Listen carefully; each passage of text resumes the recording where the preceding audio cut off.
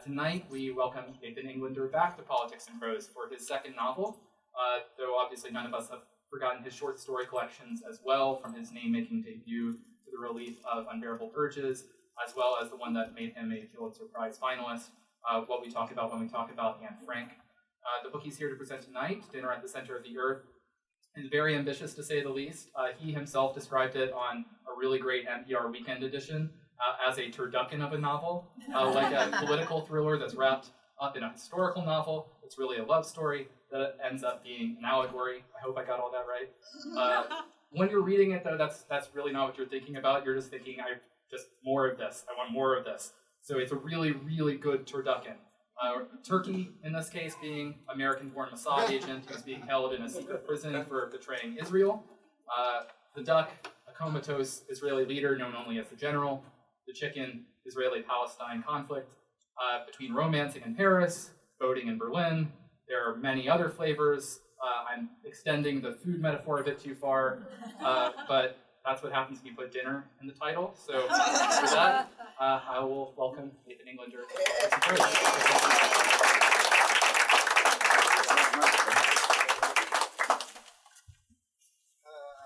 Thanks for that nice introduction.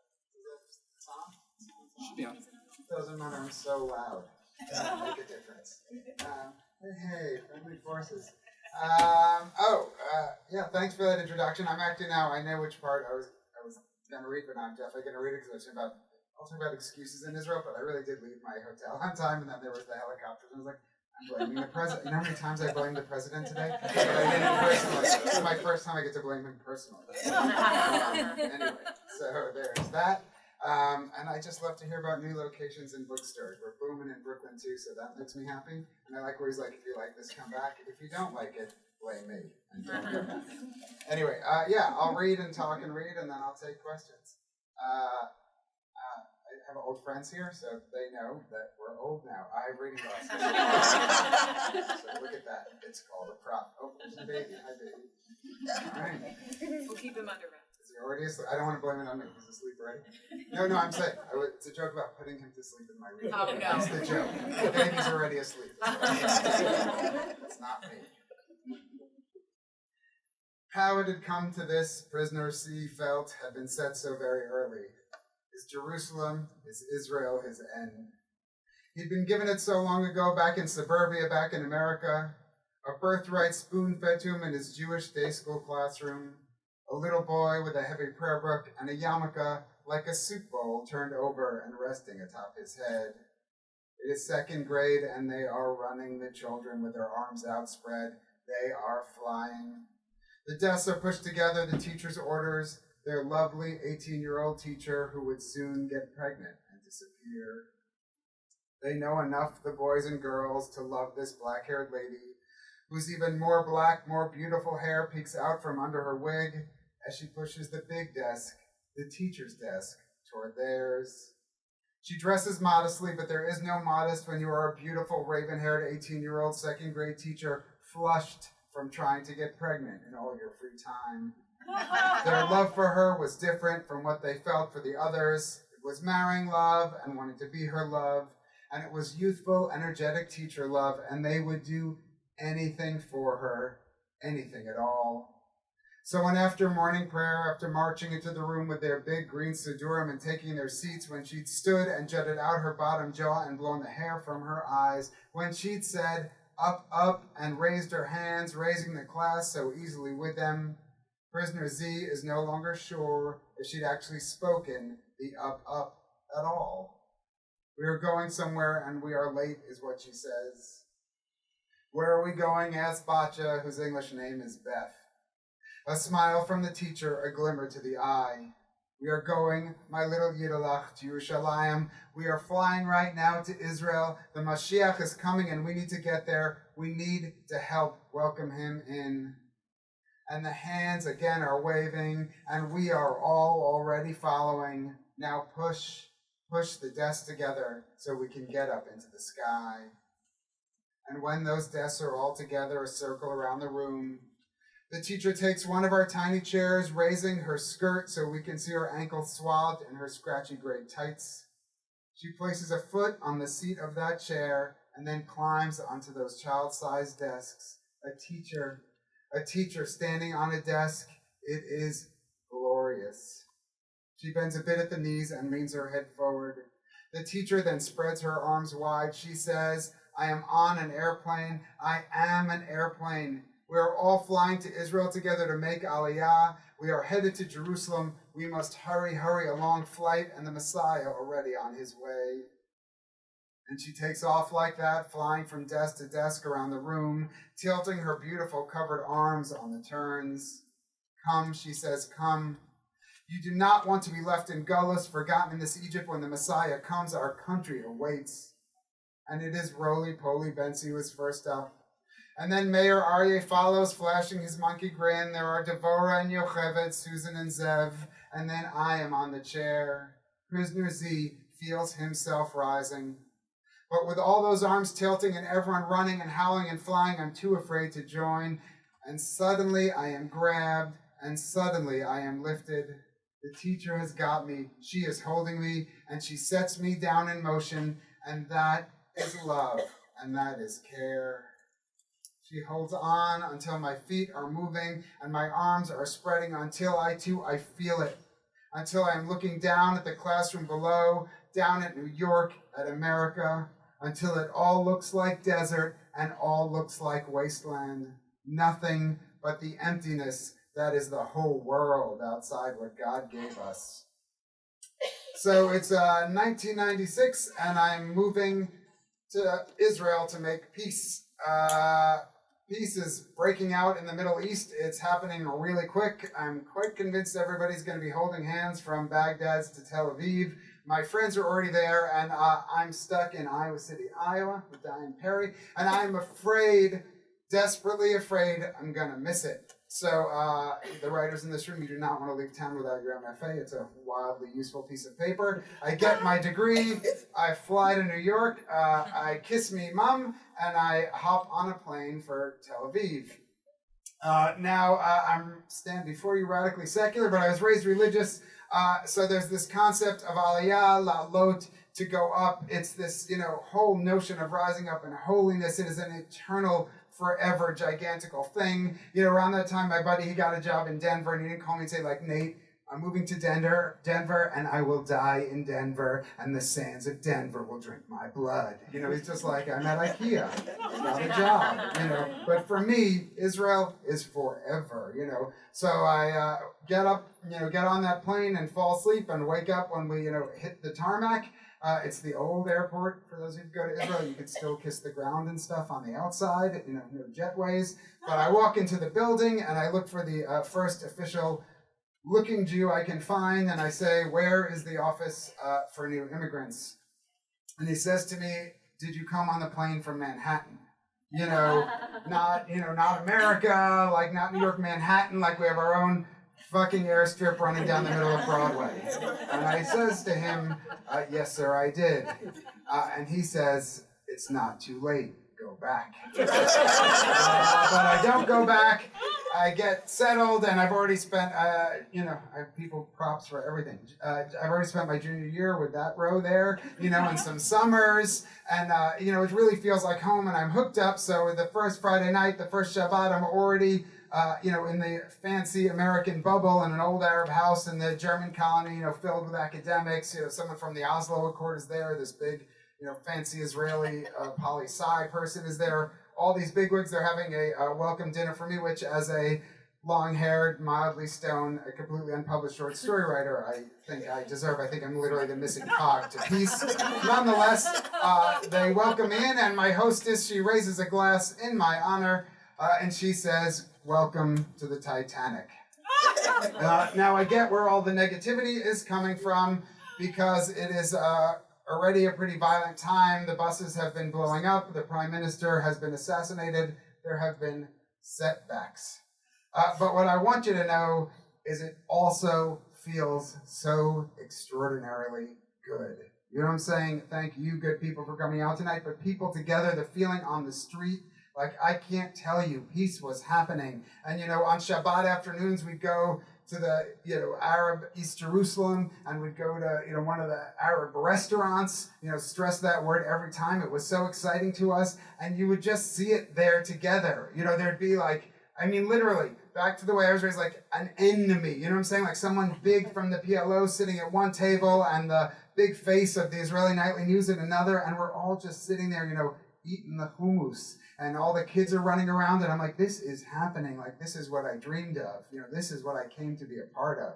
But I don't want to be a part of it from the outside. I don't want to do it from the American bubble. It's called Israeli-Palestinian peace. You know what I'm saying? There's we can broker, but there's two sides in there. Like, I don't want to do it from the American ghetto over there. I want to do it Israeli style. So I moved to a neighborhood in the heart of the city, like super tumble down. It's where all, it's all the like young, when there were hipsters in Jerusalem, but all the young arts people were there. This friend, I was like, I'm going to be a writer. He's like, I'm going to be a rapper. And he's now, but I didn't have to invent writing. He had to invent Hebrew rap. Like, he's literally the most famous rapper in Israel now. I'll play some for you later. But I'm just saying, it's like those people, and then the like Nana Nachman whirling dervish, giant yarmulke dudes, and the old Bukharian women are always up in your business. And we're all living in these, crazy tumble down houses. I'm so thankful my mother never saw that place, but it was patched with like tin and chicken wire, and when it rained, my roommate Joel, and I would sit there and watch the water like run down the walls and run under the doors, and there was this one light bulb hanging on a wire, a naked bulb, and we watched the water pour off. And it's my buddy's story that sums it up best. There's some medical personnel in here. I need you to diagnose, but he's in a monogamous relationship, super in love, everything's lovely. He wakes up one morning and he has a terrible venereal disease. When he pees, his penis is on fire. His teeth are chattering, eyes are popping out like toes are curling. Something bad is happening. The one non-complication, when he poops and pees, completely fine. Stands up and pees again, the eyes, the teeth chattering, like hair on, like something terribly wrong, poops and pees, totally fine. It goes on that way, and then we figure out the diagnosis is actually less medical and more engineering related, but his landlord has not grounded the electricity. When he's sitting down, he's peeing against porcelain. When he's standing up, he is closing the circuit and being electrocuted through his penis. But I tell you, for any of you who know Nachlaot, every day we had a story like that. It was governmental or local or medical, just headache after headache, but we loved that neighborhood in that crazy, stupid time. We just loved it. And another part of that neighborhood that I loved was the Machane Yehuda market, the open air market. These are my bachelor days. That's one reason I had an empty fridge. But another reason is I just loved walking the 2 blocks. I need a tomato, go to the market, get a tomato, come home. Need a cucumber, go get a cucumber, come home. I would buy pistachios one at a time, just to go see my nut man. He lost money on that. Take a fig, have a chat. Bad for him, but nonetheless, like, that was my day to day. I loved that so much, So it's one Friday, Erev Shabbat. My buddy Mike's down from Haifa. My Israeli girlfriend and I, the three of us, we head over to the market to do our shopping. And, we get the hummus, we get the pita, and we say, should we do a big shopping? But anyone who spent time there, we all know it's always a beautiful day in Jerusalem. We're like, forget it, let's go home. So we head the 2 blocks back, and we get up on the balcony, and we start to eat. And as we're setting up there, like digging in, we hear it. One boom, and then another low boom, different than any other sound that I've heard, and the market has blown up. Now, I'm a Long Island boy and a terrible coward, so I want to freak out, and back to all the discussions that we need to be having here and everywhere, but back to gendered countries and machismo. She's already more of a man than I am, but she, it's Israel. She wants to make a man out of me. You know what I'm saying? So this idea, like, I want to have a nice panic, but she says to me, when your number is up, your number's up. Like, that's it. And I sort of get that. We don't do chaos theory over there. You did not, survive, September 11th in Minnesota, and you didn't survive it in the Bronx. Like, if you're close enough to claim something there, you're already dead. Otherwise, suck it up and get the dry cleaning, pick up the kids, keep moving, But again, I need a little extra help here, and I think it through, and I pause for my own shock at it, but at this time, we're making something. And I'm not talking about me being an assassin or a politician. I'm just saying, just living there, we are making peace, and that takes people. And we are the majority of the people, and there are enemies to that peace. And you know what? If you're going to die for something, like, I'm not 30,000 gun deaths a year. It is a sin. It is a grave sin what's happening here. But I'm saying to you, for democracy, there are things worth dying for. For peace, I would have died for that peace. It was right there. I wasn't looking to. But if my number was up, like, honestly, I was like, then I'm a part of it. I get it, you know? So that really kept me going. And the other part of my day was going up and down the block. I would walk up, at the top of Ben Yehuda Street, and then just walk on down to Kikar Tzion, to Zion Square, to my coffee shop where I would work on those unpublished stories every day.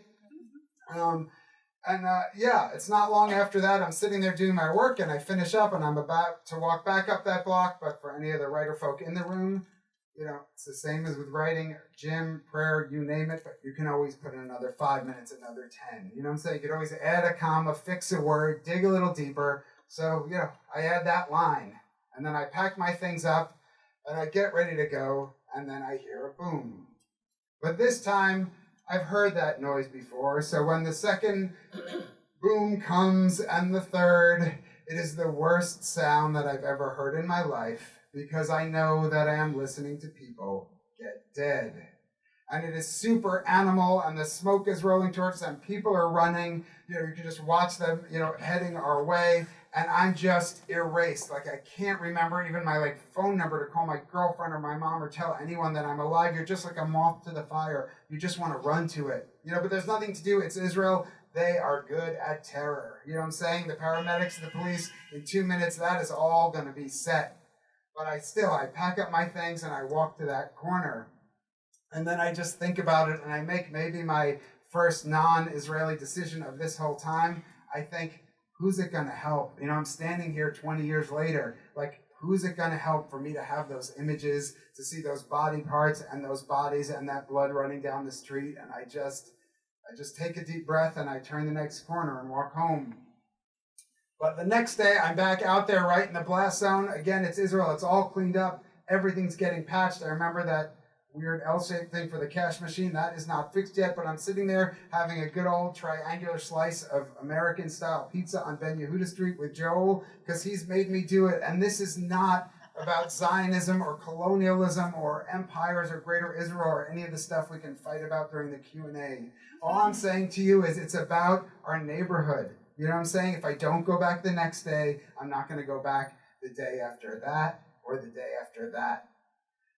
But at this point, I'm thinking, we're in a bookstore. I love me some Ward 6 had a huge effect on me. Chekhov's story, it's a guy in a mental institution, and he gets the doctor, and he gets trapped in there. He has to talk his way out. You can't talk your way out once you're in. But I start thinking this idea of everybody acting normal, maybe that's not the normal thing. I'm thinking maybe we should have a national day of curl up in a ball and weep and shake and freak out. That seems to me like maybe the better normal thing to do, But I understand the piece. We have to dig. We have to continue on. And I'm looking for something to grab onto. And what I do, it's a vulnerable admission, and I share it here.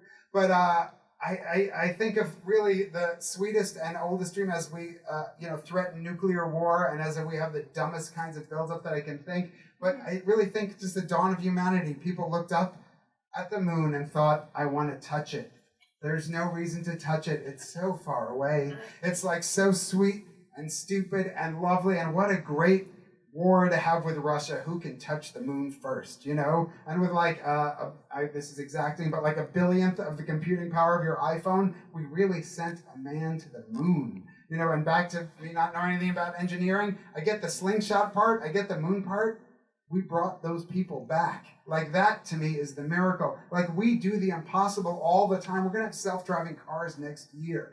We do whatever we want when we want. And I think, let's do peace the same way, And at this time, we're like a signature short, Sharm el-Sheikh. I can't even tell you, how many times we're right there. It's that close. One more signature. And it's done, this ancient old thing. And the other thing is we're getting around, it's the year 2000. Jerusalem, fun fact, Jesus' hometown. So you think you were excited about 2000 there. We're having a local birthday party, round numbers, but I'm like a Jetsons kid, 70s, 80s. My whole life, you dream the year 2000, anything can happen in 2000. It really felt like this weird round number time of promise, So, Rosh Hashanah rolls around, and it's like a double now. We've got Jesus 2000, but we've also got Jewish New Year, and we're like, this is our year. Despite everything, this is the year we're going to do it. So I throw me a Rosh Hashanah party. If you're listening to the front of the story, I mentioned the bachelor part. I throw a big dinner for all my friends, but I ain't cooking. It's potluck. Anyway, but I'm hosting. So I have everybody over, and we have this great dinner. And again, I think even to me, it's so much more embarrassing than the moon admission. But I remember we went on the balcony and smoked cigars. Like, God help me. There was like a 16-month period. We're like, I'll have a cigar. They're in style. But we had this lovely dinner. We had a great time and said, like, this is our year, like a true Happy New Year, So everybody leaves. We go to sleep. And when we wake up in the morning, the country is on fire.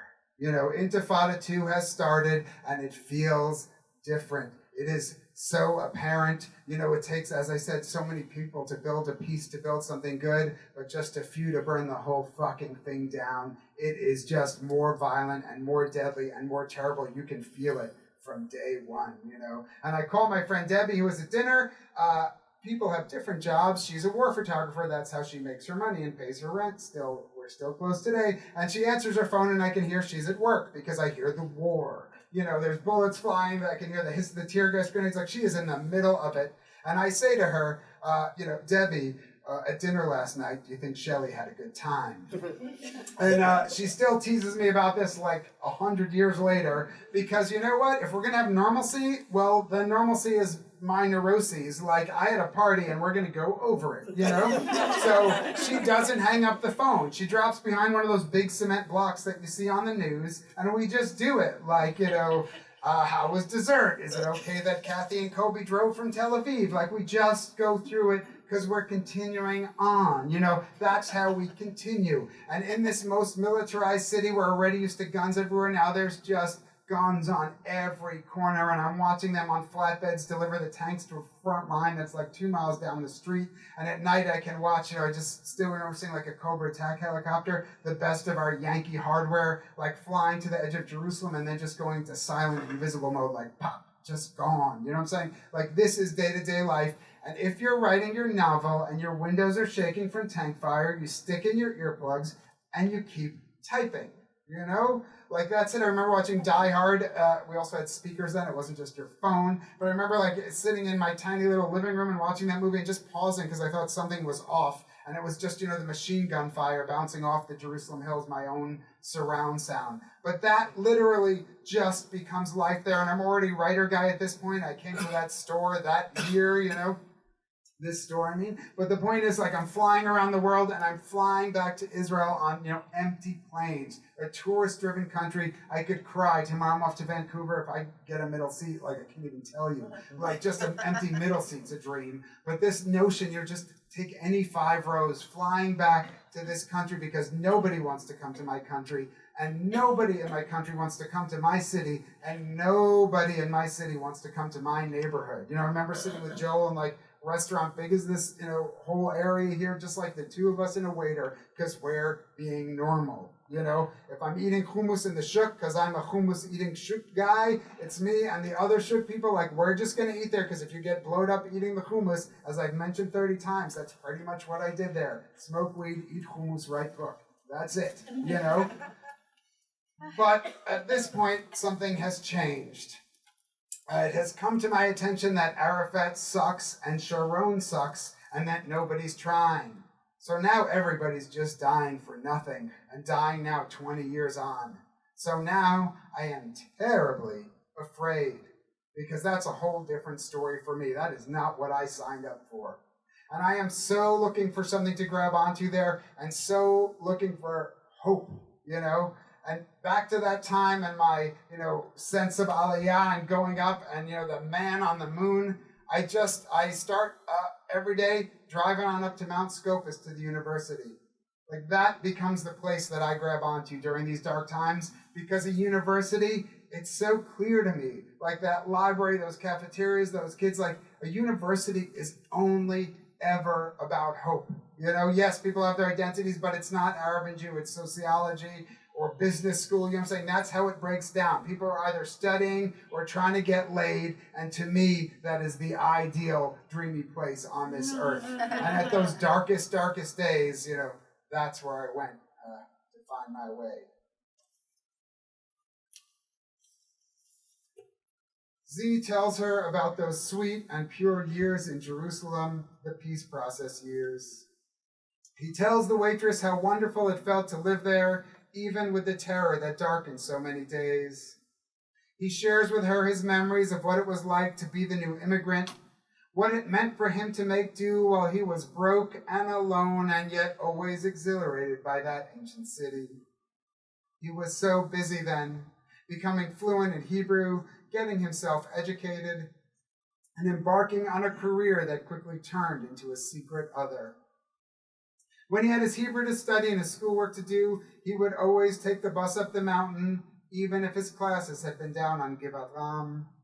He'd hop off at the last stop and file past security, pausing for inspection by one of the old men, and they were always old, whose investigations consisted of pressing their fingers to the bottom of his book bag as if checking to see if it was ripe. Z would settle into the library's 4th floor, feeling himself cocoon in a vision of Israel's brightest possible future. That's what he was trying to express to the waitress, how for him, for his dreams of what Israel might become, Mount Scopus summed it up. Crammed together at those study tables were religious and secular, Arab and Jew, rich and poor, white and brown, and sometimes black. The social groupings based on subject and course, the focus of the students, as with all universities the universe over, resting on the twin pillars of learning and getting laid. That campus was a place of sex and study, a refuge from the attendant politics and attendant hatreds that constantly rattled the state. It was as if all that noise was filtered out, and what was left was just pure hope. They were up on that mountain waiting for the inevitable harmony to set in, a promised change that had literally drawn Z from America. He had moved to Israel to contribute to that happy age. He'd rushed his aliyah, transferring to Hebrew University in the middle of his graduate degree because he was afraid if he stayed in America any longer, he'd miss it. He was afraid peace would start without him.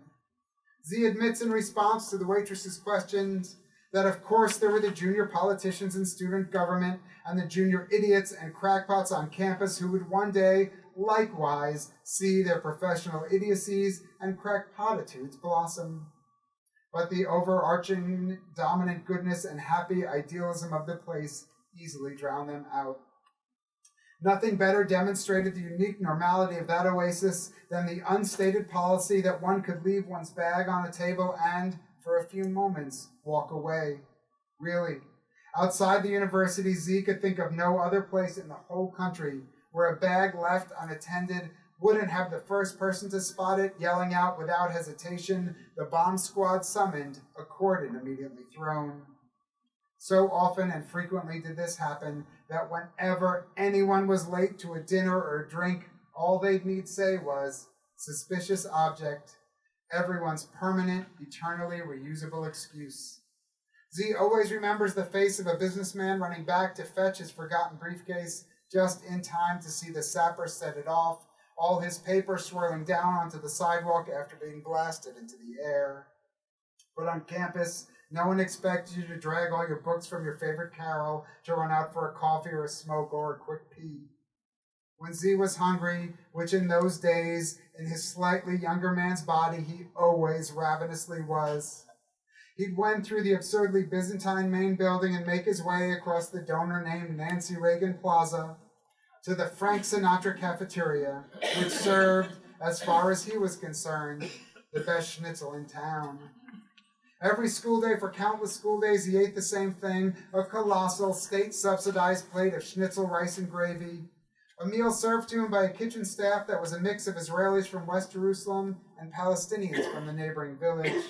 Z felt warmly toward all of them.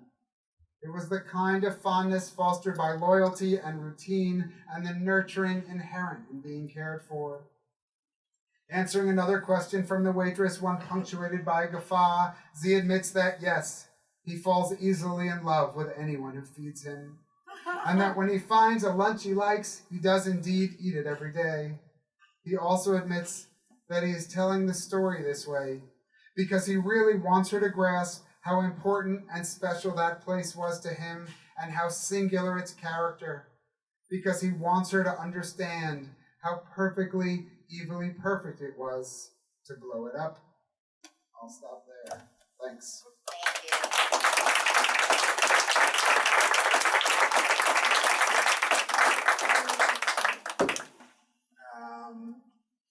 I'll take questions after a long, painful pause. Can you talk about your decision to write in this non-linear sort of fractured Yes. fashion? I love you say that kindly. Yeah, no, I should have started by saying it's thank you. It's bananas. The structure. No, I like it. Oh, thank you. No, but I'm saying yes, the non-linear fashion. There's maybe thanks again for that great introduction. But yes, there's like 5 different genres and 7 different timelines and 11 threads, and they all circle around.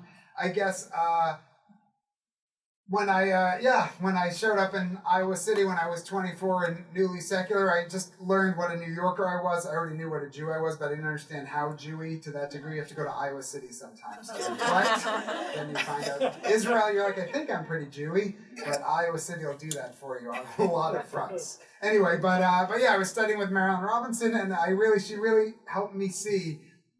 I would literally write a sentence and be like, I should wait here all day for you to show up at 3 o'clock when we said we'd meet at 1:30. That's a friend. And she'd be like, there's all the information you need in a sentence. It's just backwards and upside down. And my point is, what we learned there was how to communicate, what story does. Back to, and thank you for that question, but that's the point. That woman was kind enough to read the book. Like, if it all works, I fall away, she falls away, we share a consciousness. It literally is about, sharing story. And you have to learn how to walk that line. But I really spent the next 20 years sort of putting those circles in check. I think that way, I draft that way, but I really held them together. But I also really waited almost 20 years since Intifada 2 and then to the peace process to find a way to tell this story. And I just thought one element that got really clear to me when it was time to write, which is the cycles of violence make me insane. I can't handle it. What a waste. Go put Gaza War into Wikipedia. They have action movies, Grapes of Wrath, Cast Lead.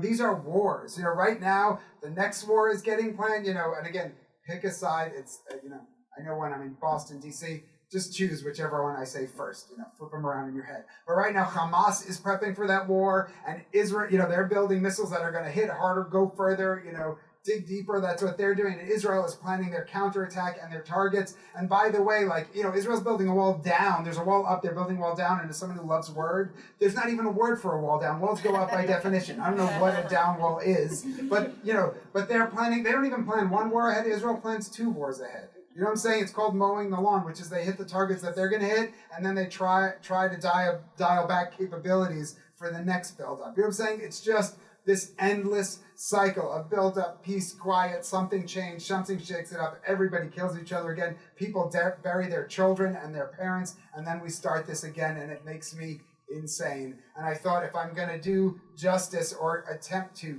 this story, to this endless age-old cycle, then it's got to be in circles, and that's how I, came up with what was a torturous for me and for my wife construction of this book, which is really, was very hard for me to put together.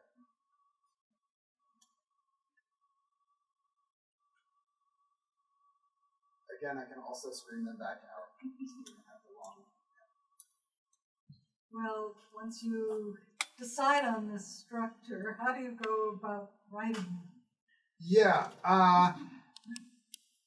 I'm getting quicker at that. I'm my own Joyce Carol Oates now. It's only I was only here 5 years ago. It's usually like 10 years when I come back to politics and prose, but down to 5 years between books. But how do you go about writing it? Yeah, I think I only pause for the touchy-feely, syrupy nature of it. The longer I write, the more you learn your process, and the more I start to believe in the subconscious and the work that gets done. Like, there's the conscious work, the writing that has to get done every day. So yeah, I split this book into 2 distinct parts, whereas the conscious intent, where I could talk about those circles, or an exploration of empathy was really important to me. So consciously, I was leaving Israel from my last book tour, and I was on the way to the airport, and the front page story on the paper, physical newspaper, I'll have to explain that from here on in. I was holding a newspaper. It was 5 years ago. I can't even remember. Anyway, but was the story of Asir X. I just wanted to say X of my favorite Hebrew words. Also, Ombrake, which is handbrake. Anyway, but Prisoner X, who was on the, and we're all indebted to Kafka because he saves us a lot of time because I get to say Kafka-esque. But the point is, this Prisoner X was disappeared into the Israeli system. Nobody knew about him. He would hung himself in his cell. Here's a person who is dead, and I'm sorry for the tragedy that is that. I'm talking my fiction head. But here is somebody who's dead. But I was like, wait a second. He hadn't lived until the moment he was dead, and there was no cell from which to hang himself, until the moment of hanging. Like, there's nowhere to tie a rope, it probably was not a rope, but, I'm saying, I have no person living and no cell to house him until the moment of hanging and death. It's like a reverse, use of time and space, which cracks time and space open for me, which interests me. The other part is, this guy's Australian, he's so much like me, Australian version, about the same vintage. Maybe he got a little more of the Zionism and I got a little more biblical Israel, but he'd moved to Israel, which is a big deal. He'd adopted the ideology that goes along with moving there. He'd joined the Mossad, like the vaunted and terrifying spy service. He'd done deep cover, which, as I mentioned, the coward part, just scares me. I'd make it like 1 minute.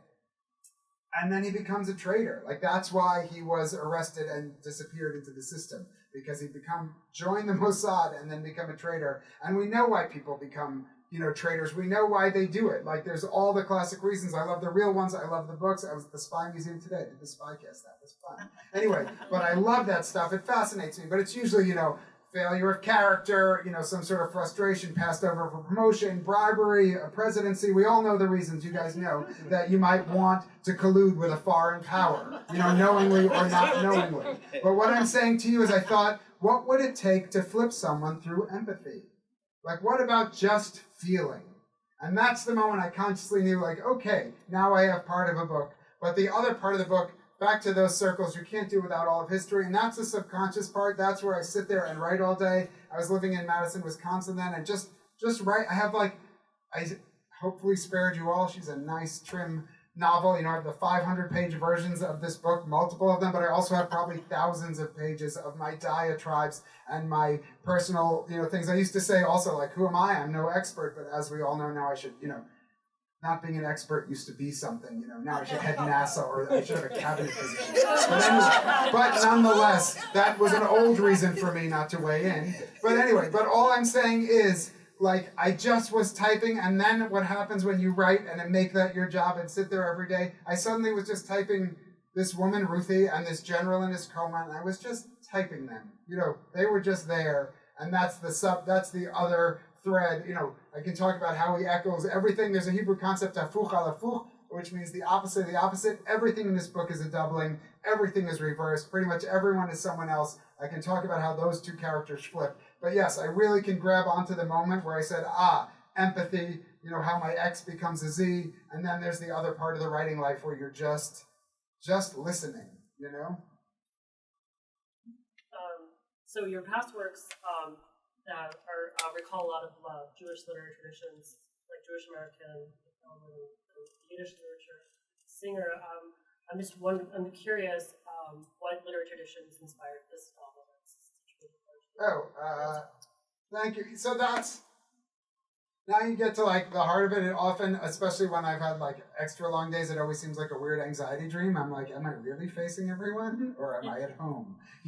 But I really want to talk about like objectification and self. Like it's getting clearer and clearer and clearer to me that this space where I know just what I see in the mirror. I think about that all the time. So I'm so honored to be part of a tradition. I'm like so thankful for the linkages. I see how all that work filters into my work, and then also I'm utterly unaware of it. You know what I'm saying? Like, you're all welcome to look.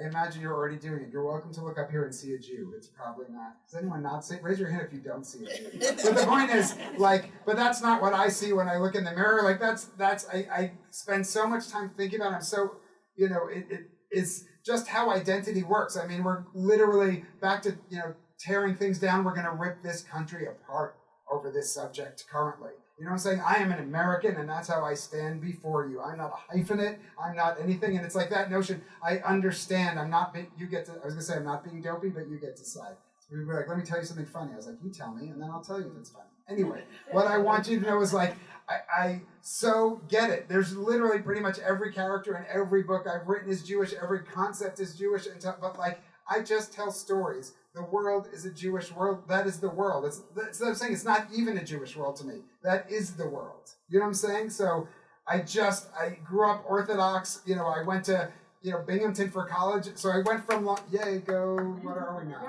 Bearcats. Anyway, but, Bearcats. Anyway, but the point is, I basically went from Long Island to what is basically an embassy of Long Island, and then I went to Israel where I met, Jews from other boroughs, like that. So yeah, I think about that because literally I was just on. I don't remember where I was yesterday. Somewhere, a different city, but someone on a stage. But someone, said to me that notion, oh, what about Roth the Counterlife? And I was like, but no one's ever going to say to me, which I love. I love his work. I love him personally. Like that. What a huge influence on my life. I was like, no one's going to say to me, what about the Born Supremacy, or what about John the Car? That notion of what we pick and focus on. So from my work is utterly permeated by all the things that you talked about. It is completely fits right into that. But I'm telling you, that's not at all back to consciousness part of my brain. That is my brain.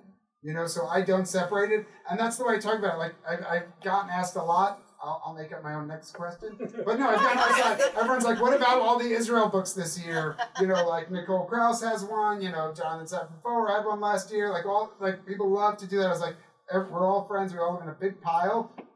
But that idea, I'll use Jonathan for no good reason. But my Israel book is about my personal, I lived there for years. It's about my heartbreak over the peace process. It's about gray space. My last novel, which is about the dirty war, which is also, someone's got a live mic.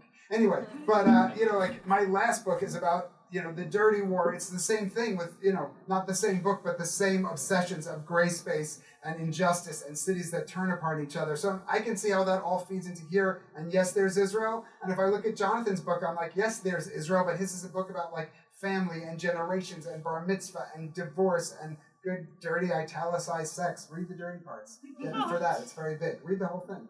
Just do those too. So yeah, I love what you're saying, and I so get it from the outside and can even read myself that way, and I need to talk about it, but I can't tell you how much from the inside. What I read you tonight, both those things, each book I get closer and closer and closer. When I started my writing career, I to write my story about dreaming about being a writer that I wanted so bad. I studied in Stalinist Russia in 1952. It's now, 4 books later, where I can turn myself into a spy, a very bad spy, that my friend Sam is convinced I'm a spy because now I fly so much and have my passport in my pocket. But he's like, what a good cover to say you're the bad spy. Here's my microphone. But literally, those 2 things that I read you, that's basically the last things that I put in this book, that literally, those are me, you know what I'm saying? And it's taken me a long time to get there. So yes, that's a very Jewish person, both those things, but they're both me. Yes, sir. I hear you. But it's very easy money if you want to. I don't think lads will give you any odds on predicting another Middle East war. That's the point. They happen all the time. But I stand before you like an optimistic pessimist or a pessimistic optimist. I learned lessons you can panic at any time, and that's why we have 24-hour news, so you can just always be afraid. You know what I'm saying? That's it. What's today's... I just literally... we'll sell copies of that. I love that book, Pitbull. I've been reading that. The Bronwyn Dickey. It's really good. But you just, she just traces how, 24-hour news, and they were just, the things, kids going on milk cartons, that's her example. But it was, again, it is a terrifying tragedy, but there was not a plague of abducted children in America. It was a child and another child, and, this notion of the things we have, the size of danger versus how we measure it. As I say, you know what I'm saying? We'll be afraid of pit bulls, but not about automatic weapons kind of notion, what we control. All I'm saying to you is, I walk around as a terrified person thinking I'm going to die all the time, but I also learned in Israel, God, it's so much harder to get killed than I thought. You know what I'm saying?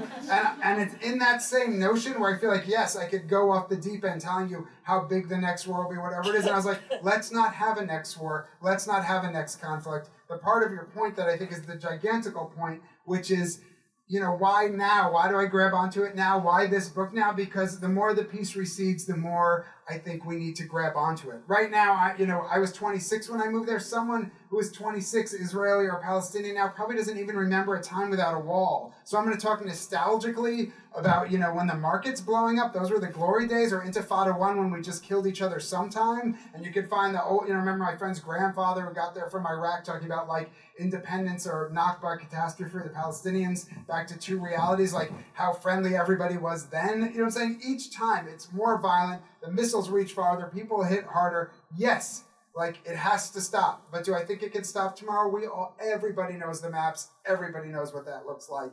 And yes, it can start tomorrow. And that's the point. Some things are predictable. It's on page, I don't know what it is, 217. It doesn't ruin anything. But I have my map maker arrange, peace between Hamas and Fatah because it's the obvious choice for them to make. It happened last week, and it happened 5 years ago, and it happens 10 years. So I'm saying everybody knows what's going to happen. You can just, I'm telling you, read the New York Post every day, and you can predict the future. So, all I'm saying is, yes, it's scary, but no, let's not have that war. Let's not have war with North Korea. We can make change. All I'm saying is it takes a lot more people to make change than it does to make war. Yes, stranger. Right. I was going to ask you a snarky question about the sauce on the schnitzel. So, but it was the schnitzel that led me to the thought, which is, you ate that schnitzel, so it was a familiar place to you. Yes. But you've also written about places where I've never been, the Gulag, Argentina. So, how do you talk a little bit about how you think up places, and did being in these places so deeply free you up to write to imagine the other locales, and this was in you? Yeah, I know him, but I wish I'd actually given him this question as a plant. I don't even know what time it is, but I bet this should be the last answer. That's another part of the work. I can't even tell you how much I believe that a fictional reality, I really believe that is a reality as real as the one we're in, but we just put fiction. That, back to your question, sir, that gets a hyphenate. There's reality and there's fictional reality. There is a difference, but they have to be real worlds. I'm just telling you, there's no other art form. I'm sure I've said it from this podium in this room before. You're back to exactitude. You're it's more of a stender or a dais. It's not a podium. You're not raised. That is a writer's job. Anyway, but but this notion that it's the only art form where you say, when did that happen to me? Oh, I read it. Nothing else does that to your brain, and it forms memory. That's how I got the title story of my last book, because I was writing my story about me and my sister, about our crazy, disturbed Anne Frank game, and then I pictured two couples at a table, a bottle of gin between them, the light of day coming through the window. I just remembered it. Not a word, not a title of a story, not any setting. I just had a memory, and then I said, oh, that's Carver's, what we talk about when we talk about love. That became my memory. And that's the space that I inhabit when I'm working. So, as to your awesome question, which is for my Argentina novel, I wanted that so badly and wanted it so badly to be real. That book took me a decade. You know what I'm saying? Because if I'm writing, I was 6 and in Long Island, God help me. But anyway, nonetheless, when the dirty war was going on, that notion to imagine it, how do I imagine a teenager then? I had to learn all the foods. I had to learn what kind of filetiado, by the way, but what kind of script you do graffiti, and I had to learn the pop music, but he's naughtier, so I had to learn Fito Pies, but then I also had to learn sumo. I used to be able to tell you how many cows, how much topsoil. You have to be able to imagine a world, So for me, I knew what work I had to do here, and it's different work, and I've never written a book like this before. These are all my places. I teach for NYU for a decade in Paris. That was not a hard negotiation, but nonetheless, you know what I'm saying? That's a town. I lived, in Berlin, on Lake Wannsee. These, I just use places from my mind. And again, back to there's notion of Gezeldat, theft of knowledge. I'm so Talmudic in that way. I never understand when comedians steal jokes. Like, I have to always like acknowledge. But even in that Argentina book, I cited an article I read in a magazine for no other reason as a source, except when I was reading it, I had a thought of my own that went into the book. Like, I cited nothing in this book because it's all, I thought, what am I? Again, this poor guy. Back to your question again. But like, what is my brain? You know what I'm saying? I got like Torah Judaism. I got a degree in Judaic studies in college. Like, I lived in Israel. I read every paper. Like, it's just, like, to do the 73 war is not book war for me. It's like in my head, those battles. So yes, I just wanted to draw it from there. And I have to say I have one of my advisors here. I've never even been on the Staten Island ferry. The hardest part of this book for me to write was the sailing because of all the crazy people. Sailors were like, you can't reach the tiller arm from the jib, and I don't want to hear that. Anyway, I think I'll stop right there, and I'll be around. Thank you.